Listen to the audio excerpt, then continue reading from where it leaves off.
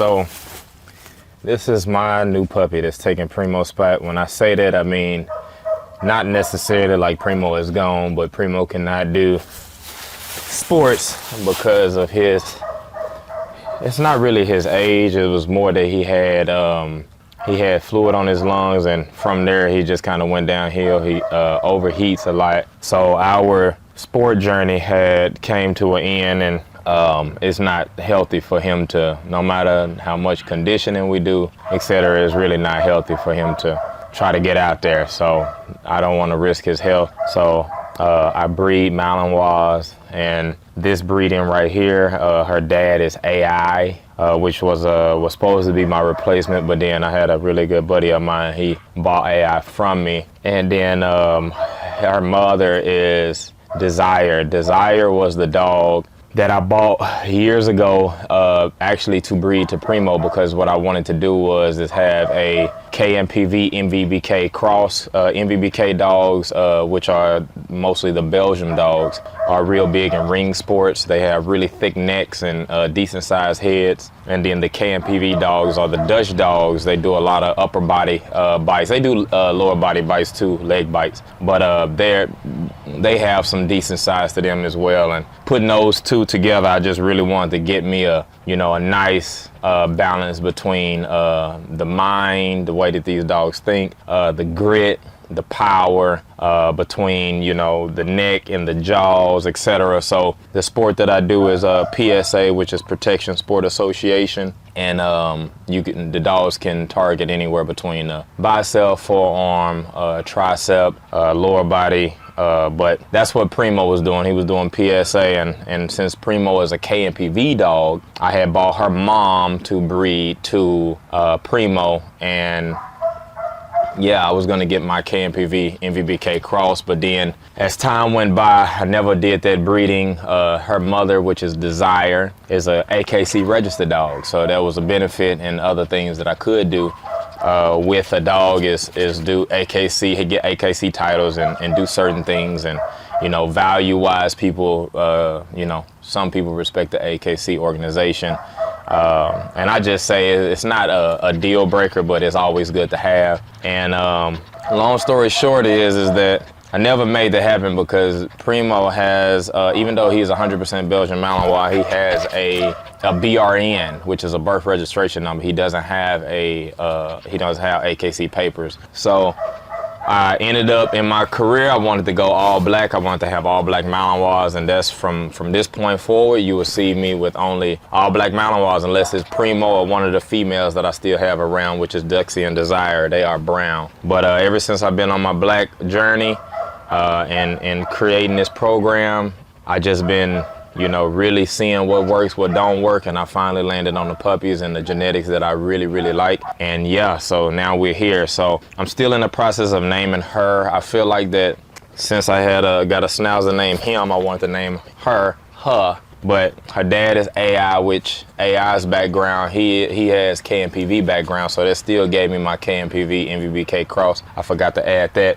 But I'm still in the mix of trying to name her. I don't know what I'm gonna name her yet, but she is gonna be my next demo dog. She's gonna be my sport dog. We're gonna have a lot of fun together. And a fun fact about her is that her and her siblings went through parvo. And in the parvo process, with the diarrhea and the throwing up and the not eating, I will tell you what stood out with her is that she didn't look like she was sick outside of like her physical appearance. She was real thin. She would not eat. But she still, no matter how bad that virus was, and no matter how much I had to inject her with sub-Q fluids and I had to force food down her mouth, she still did not look like the average sick parvo puppy. She wasn't just laying down and out of it. She stayed strong.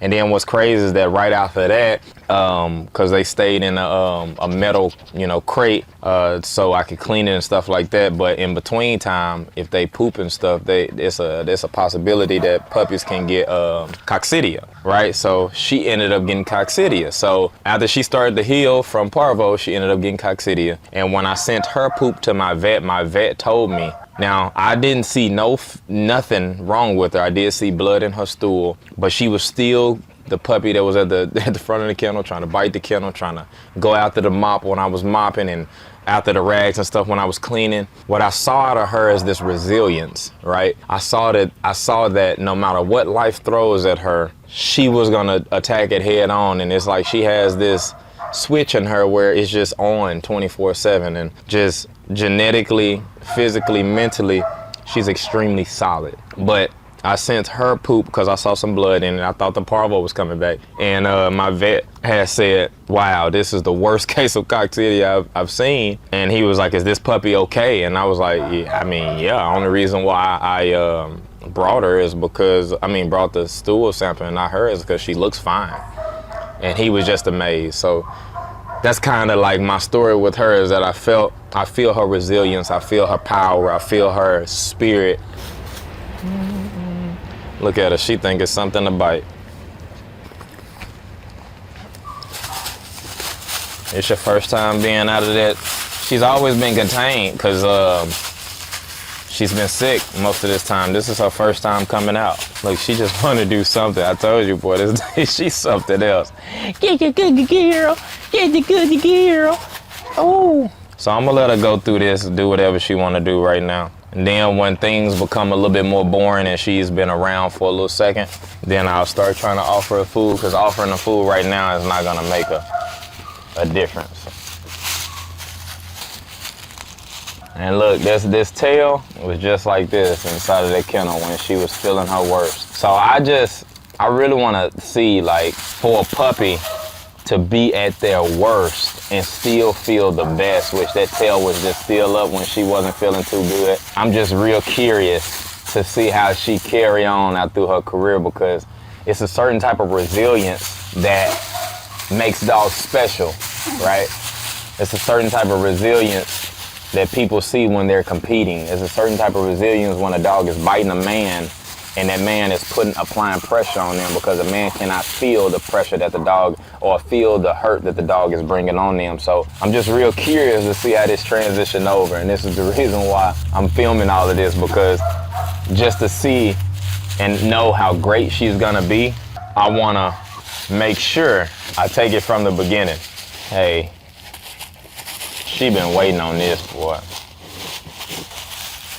Now, in the beginning of my process, I like to use food and I like to use petting and get the dog really acclimated that things come from me. So physical communication, which is the petting, and then food, which is their survival, and just building from there, because this is how I'm going to start teaching her how to do behaviors, teaching her that coming back to me, giving me stuff means and makes sense. So yeah, so first thing first is that I have to spend some time with her and give her some loves, give her some loving. But I just love how confident she is, and confident and cocky she is. Look at her.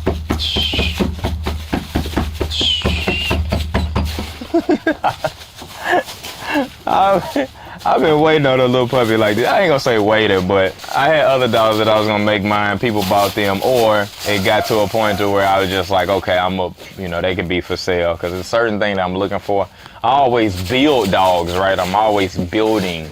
I'm always taking dogs that's not their best and then turning them into superheroes. But this go around, I wanted something that was a little different. I wanted to go ahead and have some things in place or in store within the dog already before, or things that I don't have to worry about. This little girl, like the drive and stuff like that. And as you see, and this is natural. Like, I haven't worked with them. It was when they were sick, when they had parvo. The most that I did is put a ball on the flirt pole, the Agitech flirt pole, which I should. If this video is on YouTube, it should be a link below in the description about that flirt pole if you want it. But I put a ball on the end of the flirt pole, right? And while they, just to see where their mind is at, and I start flirt poling it, right? I started making the ball go crazy, and it was her and a few other ones just like, hey, this virus ain't gonna stop me from doing what I'm genetically designed to do. So, and for sure, another thought, I most definitely got to get her around my kids and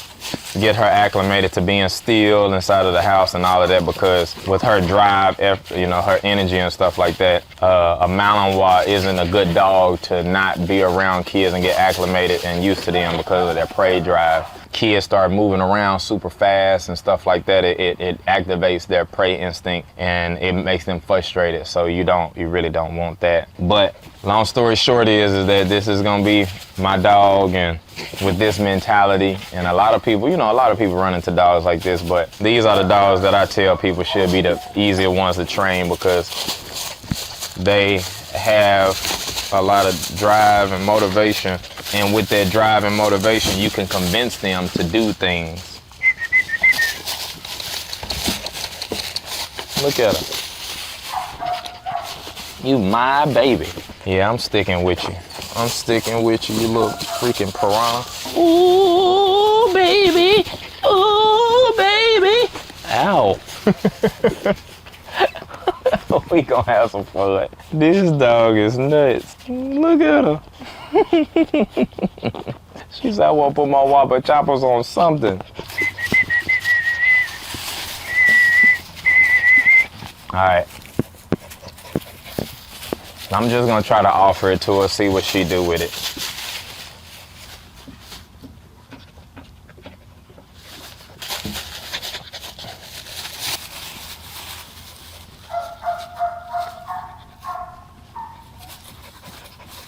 And she don't even know that food can come from my hand. So I got to teach it to her. And the good thing is that even though she keep going after this, she's smelling this food. And what I like to see out of puppies and dogs in general is what we call switch drive, is being able to switch from food to toy or a bite object. And at least I could tell, even though she didn't fully commit, I could tell that she was a little curious and she let go because she smelled something. Come here, you little Tasmanian devil. So since I know that her biting is not a problem and it's something that she wants to do, we'll have to focus on this food.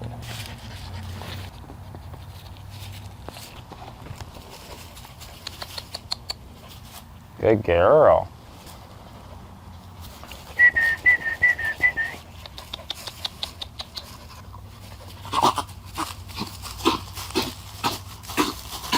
Went down the wrong pipe because you're not thinking. Good potty.